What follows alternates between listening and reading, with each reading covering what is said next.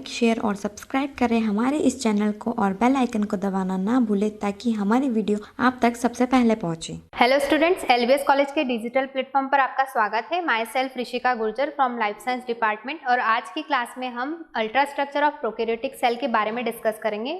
So start करते हैं। सबसे पहले प्रोकैरियोटिक सेल क्या होती है इसकी डेफिनेशन को समझ लेते हैं। Prokaryotic cells are the cells that do not have true nucleus and membrane bound organelles.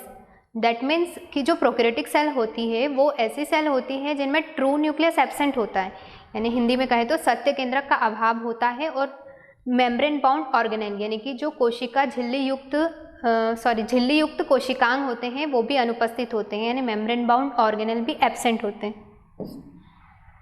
Again समझ लेते हैं प्रोकैरियोटिक सेल क्या होती है।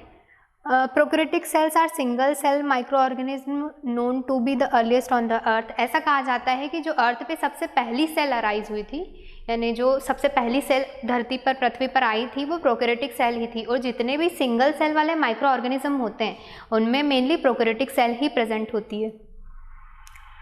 Prokaryotes include bacteria and archaea, यानी कि जो प्रोकैरियोट्स होते हैं उनमें ही आर्किया और बैक्टीरिया को शामिल किया गया है। द फोटोसिंथेटिक प्रोकैरियोट्स, यानी कि कुछ प्रोकैरियोट्स ऐसे होते हैं जो फोटोसिंथेसिस की प्रोसेस को शो करते हैं, जैसे साइनोबैक्टीरिया को प्रोकैरियोट्स में शामिल किया गया है और ये फोटोसिंथेसिस की प्रोसेस को शो करता है। अब कुछ कैरेक्टरिस्टिक्स देख लेते हैं प्रोकैरियोट्स की। दे लेक न्यूक्लियर मेम्ब्रेन, यानी कि इनमें न्यूक्लियर मेम्ब्रेन का अभाव होता है। ठीक है, माइटोकॉन्ड्रिया, गोल्गी बॉडी, लाइसोसोम, ये सारे जो सेल ऑर्गेनल होते हैं ये मेम्ब्रेन बाउंड होते हैं, जो कि एब्सेंट होते हैं प्रोकैरियोट सेल में। जो जेनेटिक मटेरियल होता है वो एक सिंगल क्रोमोसोम में प्रेजेंट होता है। ठीक है, हिस्टोन प्रोटीन जो कि यूकैरियोटिक सेल का मेन कंपोनेंट होता है वो प्रोकैरियोट में एब्सेंट होता है। इसकी जो सेल वॉल होती है वो कार्बोहाइड्रेट और प्रोटीन की बनी होती है। इसमें सेक्सुअल और एसेक्सुअल दोनों टाइप का रिप्रोडक्शन प्रेजेंट होता है। अगर सेक्सुअली रिप्रोडक्शन होता है तो वो कंजुगेशन मेथड के थ्रू होता है, और अगर एसेक्सुअल रिप्रोडक्शन होता है तो वो बाइनरी फिजन के थ्रू होता है। अब प्रोकैरियोटिक सेल के स्ट्रक्चर को डिस्कस कर लेते हैं। प्रोकैरियोटिक सेल का सबसे जो बेस्ट एग्जांपल होता है वो बैक्टीरिया होता है। यहाँ जो स्ट्रक्चर दिख रहा है ये एक बैक्टीरिया का स्ट्रक्चर है। इसमें सबसे आउटर पर जो कवरिंग होती है उसे कैप्सूल कहा जाता है। ये भी प्रोटेक्शन का काम करती है और सेल वॉल भी प्रोटेक्शन का काम करती है, लेकिन जो मेनली प्रोकैरियोट्स में भी बैक्टीरिया होते हैं उन पे एक एक्स्ट्रा आउटर मोस्ट लेयर होती है प्रोटेक्शन के लिए, जिसे कैप्सूल कहा जाता है। इसी कैप्सूल के ऊपर हेयर लाइक छोटे छोटे हेयर लाइक स्ट्रक्चर होते हैं जिन्हें पिलाई कहा जाता है। अगर ये प्लूरल में यानी एक से ज़्यादा नंबर में होते हैं तो पिलाई कहा जाता है, और सिंगुलर फॉर्म में से पिलस कहा जाता है। देन सेल बॉल प्रेजेंट होती है जो कि प्रोटेक्शन का काम करती है। इसके बाद प्लाज्मा मेम्ब्रेन प्रेजेंट होती है। प्लाज्मा मेम्ब्रेन जो है वो साइटोप्लाज्मा को घेरे हुए होती है। साइटोप्लाज्मा एक जेल लाइक स्ट्रक्चर होता है।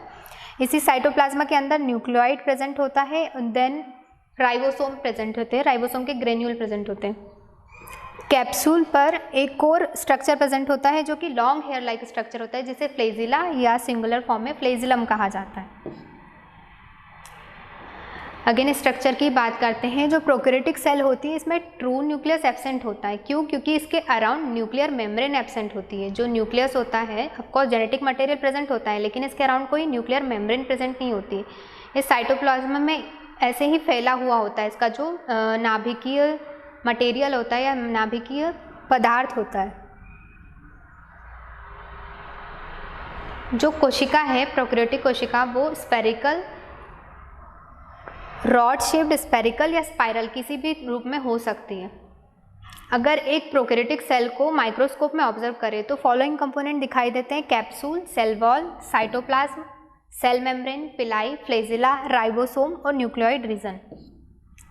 कैप्सूल क्या होता है? सबसे आउटर मोस्ट कवरिंग होती है जो कि प्रोटेक्शन का काम करती है, मॉइस्चर रिटेनिंग का भी काम करती है, और ये एक बैक्टीरियल सेल को दूसरे बैक्टीरियल सेल या सरफेस से अटैच होने में हेल्प करती है। सेल वॉल ये भी आउटर मोस्ट लेयर होती है। मेनली प्रोकैरियोट्स में इसके अलावा भी कैप्सूल प्रेजेंट होता है, और ये सेल को शेप प्रोवाइड करने का काम करती है। Cytoplasm mainly gel like structure होता है जो कि एंजाइम, सॉल्ट और सेल ऑर्गेनेल्स के अंदर प्रेजेंट होते हैं। सेल मेम्ब्रेन साइटोप्लाज्मा को घेरे हुए होती है और ये कुछ सब्सटेंसेस की एंट्री और एग्जिट को कंट्रोल करने का काम करती है। पिलाई, ये शॉर्ट हेयर लाइक स्ट्रक्चर होते हैं जो कि सेल को दूसरी सरफेस से अटैच होने में हेल्प करते हैं। फ्लैजिला, ये लॉन्ग हेयर लाइक स्ट्रक्चर होते हैं जो कि मेनली सेल को लोकोमोशन में हेल्प करते हैं। इसमें वाइब्रेशन जनरेट होती है और ये वाइब्रेशन सेल को वाइब्रेशन के अपोजिट डायरेक्शन में लोकोमोट करने के लिए हेल्प करती है। राइबोसोम मेनली सेल साइटोप्लाज्मा में प्रेजेंट होते हैं और ये प्रोटीन सिंथेसिस का काम करते हैं। प्लाज्मिड बैक्टीरियल सेल में एक एक्स्ट्रा जेनेटिक मटेरियल होता है, ये रिप्रोडक्शन में हेल्प नहीं करता है और ये नॉन क्रोमोसोमल पार्ट होता है, लेकिन फिर भी ये बैक्टीरियल सेल में प्रेजेंट होता है। जैसे कि यहाँ पर एक बैक्टीरियल सेल का स्ट्रक्चर दिख रहा है, इसमें ये सेल का खुद जेनेटिक मटेरियल यानी डीएनए है, उसमें ये एक्स्ट्रा जेनेटिक मटेरियल है जिसे प्लाज्मिड नाम दिया गया है। ये नॉन क्रोमोसोमल पार्ट होता है और रिप्रोडक्शन में भी हेल्प नहीं करता है। न्यूक्लियोइड रीजन, ये साइटोप्लाज्मा में सेंटर में प्रेजेंट रीजन होता है जो कि जेनेटिक मटेरियल को जिसके अंदर जेनेटिक मटेरियल प्रेजेंट होता है। Thank you.